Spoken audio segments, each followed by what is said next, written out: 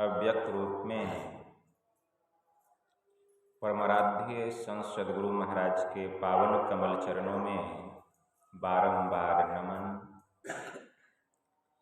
आदरणीय सत्संग प्रेमी गुरुजनों, भक्तिमती माताओं एवं धर्मशिला बहनों, यह संसार मर्त्यलोक है।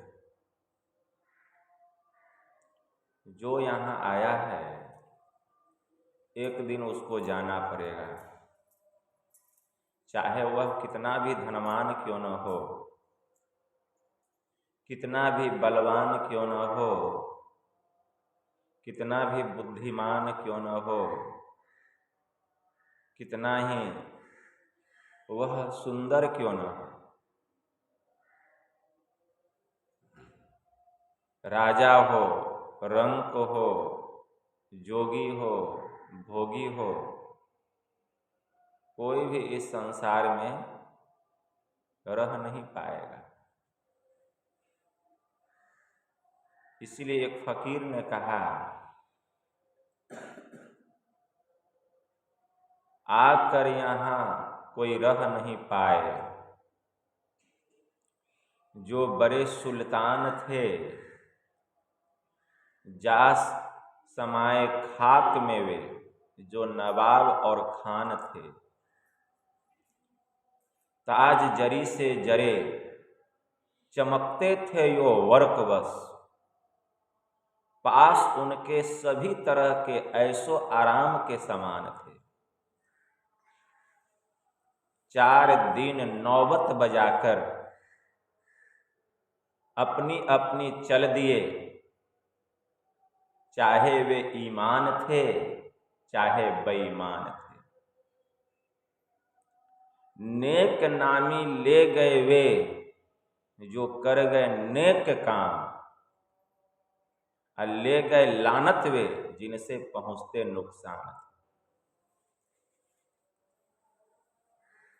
बाबा कबीर ने कहा, आए हैं सो जाएंगे राजा रंक फकीर, अरे एक सिंहासन चढ़ी चले, एक बांधे जात जंजीर। यहाँ आकर कोई रह नहीं पाए, जो सारे जहां के माली थे। जब सिकंदर चला इस दुनिया से, उसके दोनों हाथ खाली। अब विचार कीजिए, एक दिन हमारी भी यही दशा होगी, एक दिन हमारी भी यही दशा होगी। यह बात ध्रुव सत्य है। इसीलिए संत पलटू साहब ने कहा, जीवत कहिए झूठ, साच है मरण को, अजहू मूर्ख चेत, गहो गुरु नाम को। अरे मांस के ऊपर चाम, चाम के ऊपर रंग है, जय है जीव अकेल, ना ही कोई संग। अब विचार कीजिए, लोग कहते हैं हम जीवित रहेंगे, इतना साल रहेंगे। कोई कहते हैं कि हम अमर रहेंगे। रावण तो कहता था कि हम मरेंगे ही नहीं। रावण ही नहीं, हिरण्याक्ष भी कहता था कि हम नहीं मरेंगे। हिरण्यकश्यप भी कहता था कि हम नहीं मरेंगे। हिरण्याक्ष का वध करने के लिए प्रभु को वराह रूप धारण करना पड़ा। हिरण्यकश्यप को वध करने के लिए प्रभु को नरसिंह रूप धारण करना पड़ा। तो जो ये गुमान करते थे कि हम मरेंगे नहीं, हम अमर रहेंगे, रावण को मारने के लिए प्रभु को राम का रूप धारण करना पड़ा। क्या वे रह पाए जो ये गुमान करते थे? लेकिन हमारा दुर्भाग्य है कि हम यह गुमान भी नहीं कर सकते। वो लोग तो इतनी इतनी शक्ति प्राप्त किए थे तो गुमान करते थे, इतना इतना तप किए थे। लेकिन हम उतना तप किए हैं, उतनी शक्ति प्राप्त किए हैं, तो हम ये गुमान भी नहीं कर सकते हैं। लेकिन फिर भी इतना कहते हैं कि हम इतना साल और जीवित रहेंगे, मन में अनुमान लगाते हैं। लेकिन यह बात बिल्कुल असत्य है, बिल्कुल असत्य है। जीवत कहिए झूठ, यह बात बिल्कुल असत्य है। साँच है मरण को, अगर बात कोई सत्य है तो वह है मरना। आप एक लाइन में कह दीजिए कि एक दिन हम मरेंगे, बस यह बिल्कुल सत्य है, कोई इस पर उंगली नहीं उठाएगा। नहीं भाई, बात तो सत्य है कि मरना ही सत्य है और जीना ही असत्य है। मरना ही सत्य है, जीना असत्य है। तो जब मरना सत्य है, जीना असत्य है, तो जितना दिन और जीवन बचा है प्रभु की कृपा से, अरे मनमूर्ख कोई ऐसा काम कर लो कि इस दुनिया में भी तुम्हारा यश रह जाए, और इस शरीर को छोड़कर जहाँ जीवात्मा जाए वह धर्म भी उसके साथ ऐसे स्थान पर लेके चला जाए जहाँ उसको दुख नहीं भोगना पड़े। ऐसा काम करना चाहिए। क्या करना चाहिए? पलटू साहब क्या कह रहे हैं? जीवत कहिए झूठ साँच है मरण को, अजहू मूर्ख चेत। अरे मूर्ख, अभी भी सावधान हो जाओ, सचेत हो जाओ और गहो गुरु नाम को। मतलब सुकिरत करी ले नाम सुमर ले, को जाने कल की जगत में खबर नहीं पल की। प्रभु के नाम का सुमिरन कर लो, प्रभु का ध्यान कर लो, उनमें अपनी सूरत को लगा दो, सूरत को लगा दो। तो प्रभु के नाम का जप करना चाहिए, प्रभु के रूप में अपने सूरत को लगाना चाहिए, ध्यान करना चाहिए। मांस के ऊपर चाम, हमारे शरीर में मांस है, हड्डी है, और क्या क्या है शरीर में? चमड़ी भी है, जिसको मांस चमड़ी है। यह शरीर 7 धातु से बना है। महायोगी गोरखनाथ ने कहा, सप्त धातु का काया प्यंजरा, तामाही जुगति बिनु सुआ।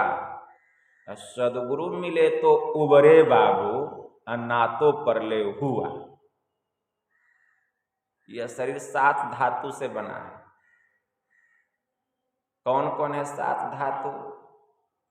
तो ध्यान से सुनिए। मेद, मज्जा, मांस, रक्त, वीर्य, अस्थि और चमड़ा। गिने 7 पूरा कि नहीं? 6 पूरा क्या है? 7 पूरा गया। तो यही 7 धातु से मिलकर हमारा शरीर बना है, ठीक है ना? अब इसको विस्तार से समझिए। हम तो कहीं कहीं पूरा विस्तार करते हैं, लेकिन थोड़े में कुछ ज़्यादा सुन लीजिए। होता है थोड़े में ज़्यादा सुनना, बात समझते हैं? थोड़ा में ज़्यादा सुन लिए। एक कहानी होता है 5 पन्ने का और सारांश होता है 1 पन्ने का। तो 1 पन्ने का सारांश जो आप पहले कहानी लोग पढ़ते तब सारांश लिखते हैं, और हम आपको पहले सारांश से सुना देते हैं। वह 7 धातु मतलब हम तो जानते हैं, गुरु महाराज की कहानी, एक मंदिर में लौटना। चमड़ी, और चमड़ी के भीतर क्या है? हड्डी जोड़े बाबा। हाँ, अस्थि मतलब हड्डी ना हुआ।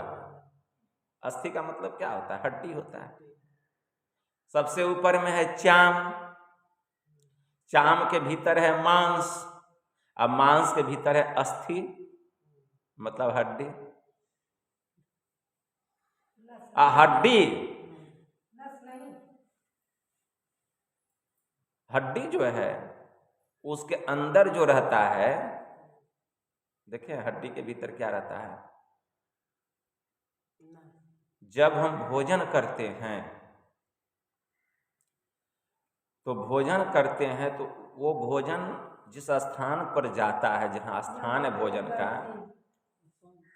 भोजन का जो स्थान होता है जहाँ भोजन जाता है, जो पाचन होता है भोजन का, तो भोजन से बनता है रस, ठीक है ना, रस बनता है भोजन से। अब भोजन से रस बनता है और जो अपशिष्ट पदार्थ है वो अपने स्थान पे चला जाता है। जो अपशिष्ट है जैसे मलमूत्र, वो अपने स्थान पे चला जाता है जहाँ जहाँ उसका जगह है। और रस से बनता है रक्त। रस से क्या बनता है?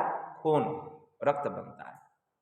और रक्त से बनता है वीर्य, मतलब धातु। और वीर्य से बनता है मेद, और मेद से बनता है मज्जा, जो हमारे हड्डी के भीतर होता है, समझे ना, जिससे हड्डी मजबूत होता है। और उसी मज्जा से हमारी जो पावर शक्ति होती है, मेद और मज्जा से स्ट्रांग होता है, मजबूत तो होता है। एक बार कोई चीज को पढ़ लेंगे हमको स्मरण में आ जाएगा। तो इसके लिए ब्रह्मचर्य व्रत का पालन करना पड़ता है, ठीक है ना। जब तक ब्रह्मचर्य व्रत का पालन नहीं करेंगे यह नहीं होगा, यह मजबूती नहीं आएगी, यह शक्ति नहीं मिलेगी। और ध्यान साधना में यही शक्ति हमको ऊपर की ओर उठाता है, ऊपर की ओर उठाता है, सूरत को ऊपर की ओर उठाता है। तो यही 7 धातु से मिलकर हमारा शरीर बना है। तो मांस के ऊपर चाम, चाम के ऊपर रंग है, चमड़ी के ऊपर में क्या है? रंग, काला है, गोरा है, भूरा है, गेहुआ है। लेकिन जय है जीव अकेल, ये 7 धातु से बना हुआ जो शरीर है यह भी साथ जाने वाला नहीं है। एक दिन यह भी हमारा साथ छोड़ देगा, ना ही कोई संग है।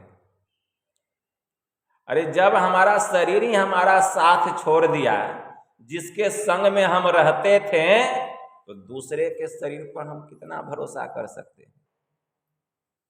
कहते हैं हम हैं ना। अरे हम क्या करते हो? जिस शरीर में हम रहते हैं, जब वही हमारा साथ छोड़ देगा तो तुम पर हम कितना भरोसा करें? हमको ज्ञान सिखाने चले हो, हम हैं।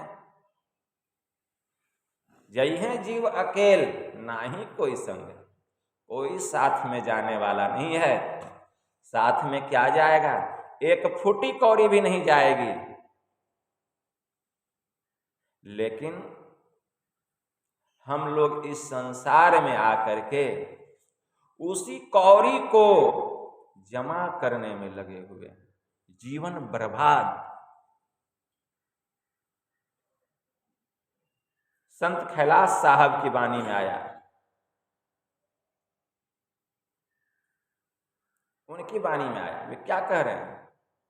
अरे तुम राम रटन क्यों छोड़ दिया, तुम नाम रटन क्यों छोड़ दिया?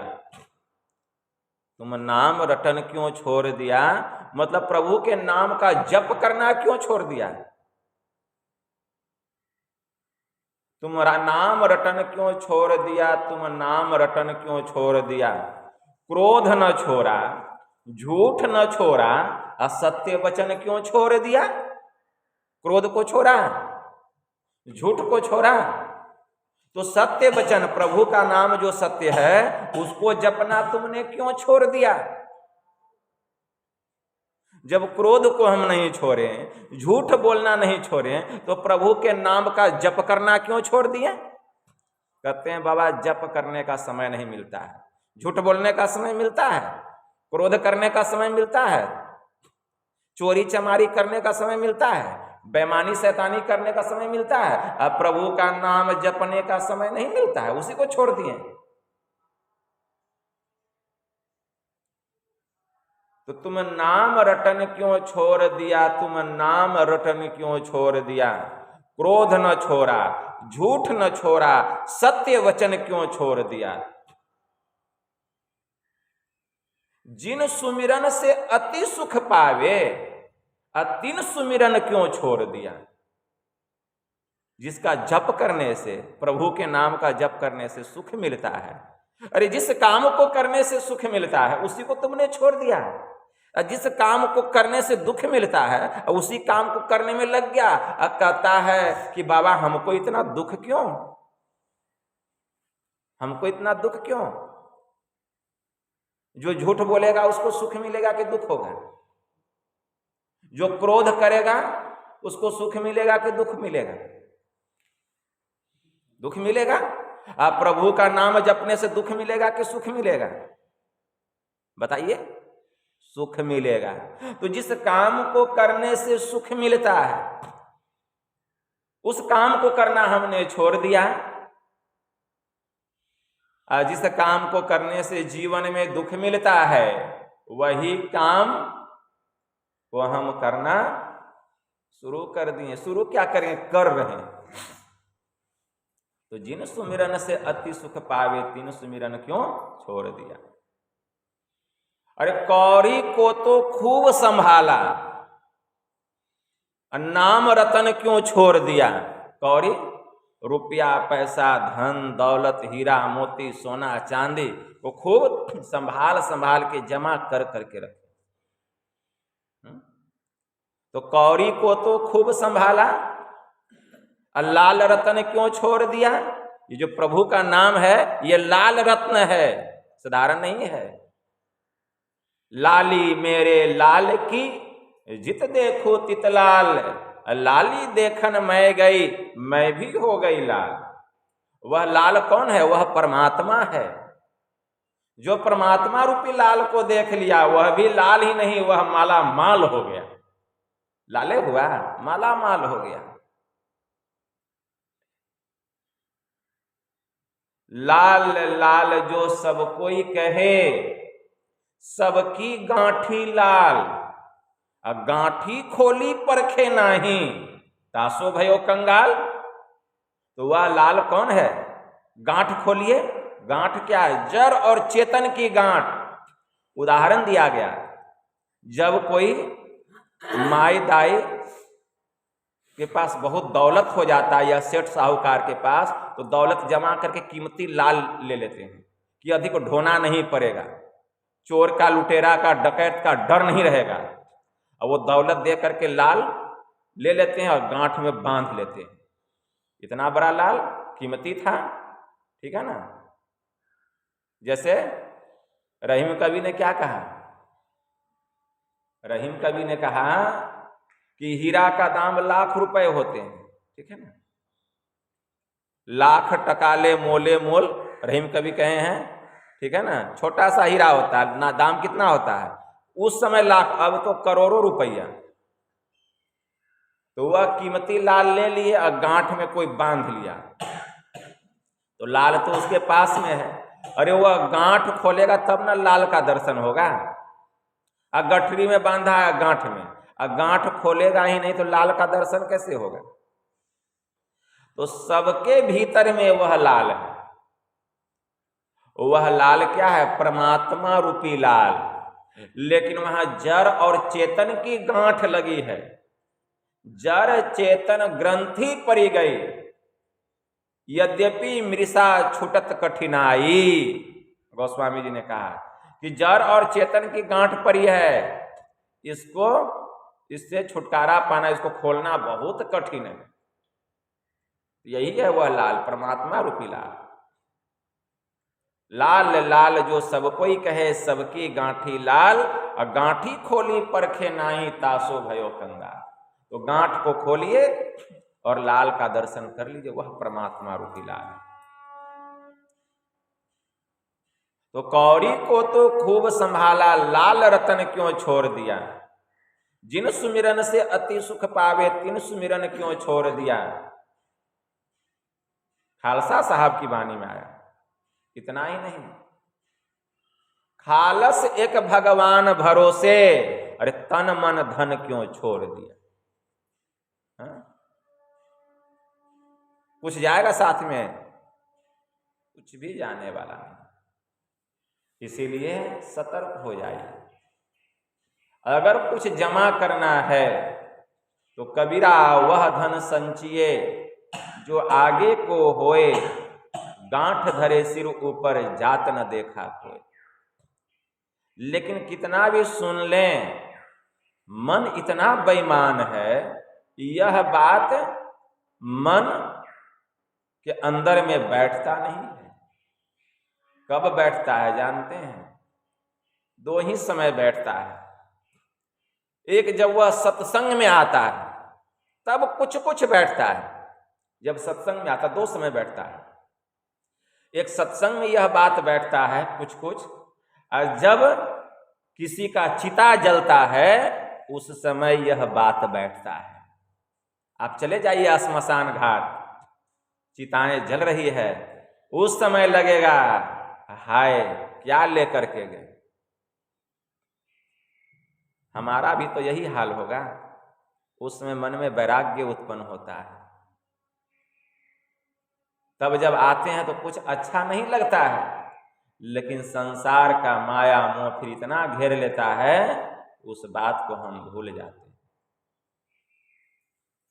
हैं और फिर वही अपना जीवन विषय भोग में विलासिता जीवन जीने लग जाते हैं। इसीलिए यह मनुष्य का शरीर मिला है, बार बार मिलने वाला नहीं है। बाबा नानक ने कहा, अरे नहीं ऐसो जन्म बारंबार,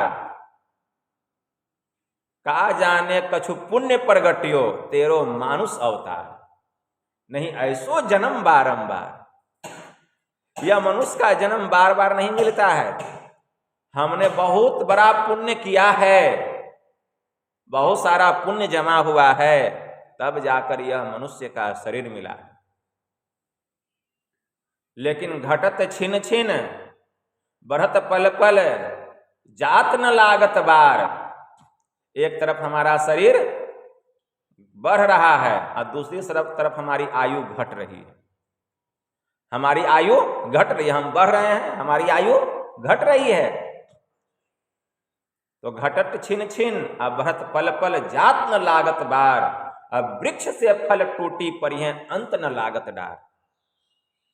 जो फल वृक्ष से टूटकर जमीन पर गिर जाता है, कितना भी उसको लगाने का प्रयास कीजिए, फिर वह डाल में लगने वाला नहीं है। ठीक उसी प्रकार जिस तरह इस शरीर रूपी वृक्ष से आत्मा रूपी फल निकल जाएगा, फिर इस शरीर के अंदर आने वाला नहीं है। इसको खूब याद करके रखिए। अरे नहीं ऐसो जन्म बारंबार। इसलिए यह मनुष्य का शरीर मिला है, इसको सार्थक कीजिए। पता नहीं कब शरीर छूट जाएगा, कोई नहीं कह सकता है। इसलिए जितना हो सके शुभ कर्मों को कीजिए, सुकिरत कर ले, नाम सुमर ले, शुभ कर्मों को कर लो, प्रभु के नाम का सुमिरन कर लो। हो जाने कल की जगत में खबर नहीं पल की, झूठ कपट करी माया जोरिन बात करे छल की।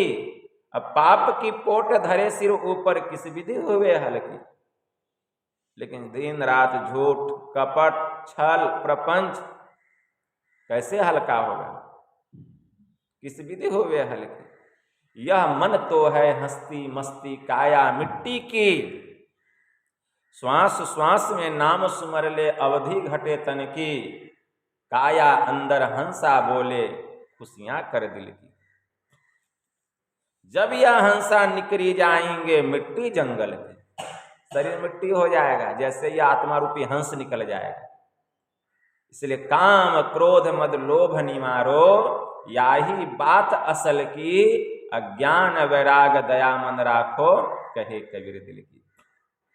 असली बात क्या है? ज्ञान को धारण कीजिए। ज्ञान कैसे ग्रहण होगा? ज्ञान को ग्रहण कीजिए।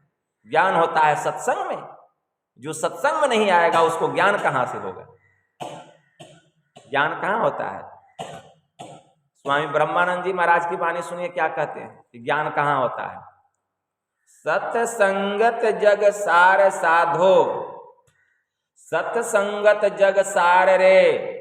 काशी नहाए, मथुरा नहाए, नहाए हरिद्वार रे, 4 धाम तीर्थ करी आए, मन का नहीं सुधार रे, वन में जाए कियो तप भारी, काया कष्ट अपार रे, इंद्री ने जीत करी न बस अपने, हृदय नाही विचार रे।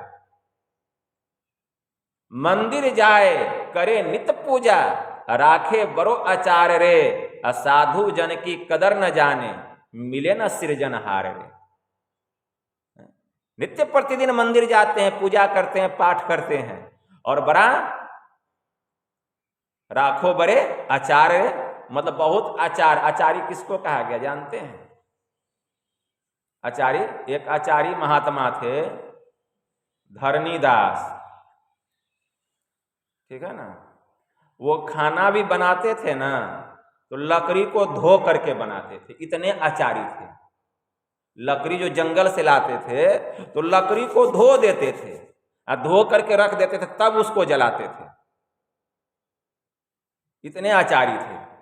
और तो और जब खाना के अंदर रसोई घर में घुसते थे तो बायां हाथ बाहर रखते थे, ऐसे रसोई से बायां हाथ बाहर, और एक के हाथ से खाना बनाते थे, दाहिना हाथ से, इतने आचार्य थे,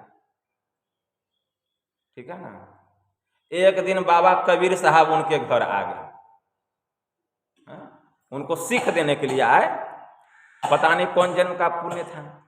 बाबा कबीर साहब जब आए तो बाबा कबीर साहब क्या किए, अपना जूती पहने हुए उनके रसोई में घुस गए। अब इतना फटकारे बाबा कबीर साहब को, इतना फटकारे, बाबा कबीर साहब सब बात उनकी सुन लिए, ठीक है ना। तो निकल गए रसोई से बाहर, तो कहते हैं बाबा हम आपकी सब बात को मानते हैं, लेकिन हमको यह बतलाइए, आप जब रसोई बनाते हैं तो अपना बायां हाथ रसोई से बाहर क्यों रखते हैं? अरे मूर्ख, तू नहीं जानता, यह बायां हाथ इस शरीर का जो अपवित्र स्थान है, उस अपवित्र स्थान में कहां कहां यह जाता है तुमको पता नहीं है। शरीर का जो अपवित्र स्थान है वहां वहां यह बायां हाथ जाता है, इसीलिए मैं बायां हाथ को रसोई के बाहर रखता हूं और दाहिना हाथ से भोजन बनाता हूं। तो बाबा कबीर कहते हैं कि बाबा आप तो कहते बिल्कुल सत्य हैं, लेकिन जिस अपवित्र स्थान में यह बायां हाथ जाता है, जिसके कारण बायां हाथ आप रसोई से बाहर निकाल के रखे हैं, लेकिन वह अपवित्र स्थान का जो खजाना है, जो फैक्ट्री है, वह तो रसोई के भीतर में ही है, तो रसोई के भीतर में ना है। तब धर्मीदास को ज्ञान हुआ कि बात तो सही है, यह शरीर के अंदर जो मल मूत्र पेशाब पखाना है, जहां जहां यह हाथ जाता है, वो तो फैक्ट्री जो है वो रसोई के भीतर में है, वो तो बाहर में नहीं है। तो ऐसे लोगों को कहा गया आचारी, ऐसे लोगों को कहा गया आचार्य कि मंदिर जाए और करे नित पूजा और राखे बरो आचार्य, ठीक है ना। जरा सा शरीर नहीं सटना चाहिए, जरा सा कुछ हो गया तो थू थू करने लग जाते हैं, उसको आचार्य कहा गया। धरणीदास को ज्ञान हो गया, बाबा कबीर के चरणों में गिर गए और बाबा कबीर के वे शिष्य हुए धरणीदास जी महाराज। तो उतना भी आचार नहीं करना चाहिए, ठीक है ना, इसलिए आचार्य बनने से भी काम नहीं चलेगा। तो मंदिर जाए करे नित पूजा, राखे बरो आचार रे, बहुत आचार रखते हैं, लेकिन साधु जन की कदर न जाने, अब मिले न सृजनहार रे। लेकिन संत महात्माओं का आदर नहीं करते हैं, उनकी इज्जत नहीं करते हैं, उनको सम्मान नहीं देते हैं। कितना भी मंदिर में जाकर के पूजा कर लीजिए, भगवान मिलने वाला नहीं है, मिले न सृजनहार है। सृजनहार किसको कहा गया? परमात्मा को कहा गया। और क्या मैंने कहा था कि ज्ञान कहाँ होता है? अब स्वामी ब्रह्मानंद जी महाराज कहते हैं, बिनु सत्संगत ज्ञान न उपजे, कर ले जतन हजार। ज्ञान कहाँ होगा? सत्संग में। तो बिना सत्संग किए आप हजारों जतन कर लीजिए, लेकिन ज्ञान होने वाला नहीं है। ज्ञान कहाँ होगा? सत्संग में। बिनु सत्संगत ज्ञान न उपजे, कर ले जतन हजार रे। ब्रह्मानंद खोज गुरु पूरा, तब उतरो भव जल पार रे। जिसको सत्संग करते करते पूरे सद्गुरु मिल जाते हैं, उससे सदयुक्ति जान करके जो ध्यान भजन करता है, वही इस भव सागर से, इस दुख की नगरी से, इस संसार सागर से वही पार उतरता है। सब पार नहीं उतरता है। उपनिषद में मंत्र आया, ज्ञान शौचम परित्यज्य। ये जो ज्ञान शौच को छोड़कर बाहरी शौच में पड़ा रहता है, वह मूर्ख सोने को छोड़कर मिट्टी का ढेला हाथ में लेता है। सोने को छोड़ देता है, मिट्टी का ढेला हाथ में लेता है। इसलिए सत्संग में ज्ञान होता है, सत्संग में आना चाहिए, सत्संग सुनना चाहिए। सत्संग सुनने से मन की सफाई होती है, मन पवित्र होता है और हमारा मन प्रभु के चरणों में जुड़ता है।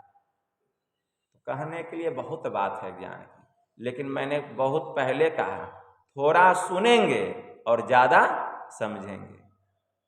यही थोड़ा सा आप लोगों को हम सुनाएं। बोलिए प्रेम से श्री सद्गुरु महाराज की जय।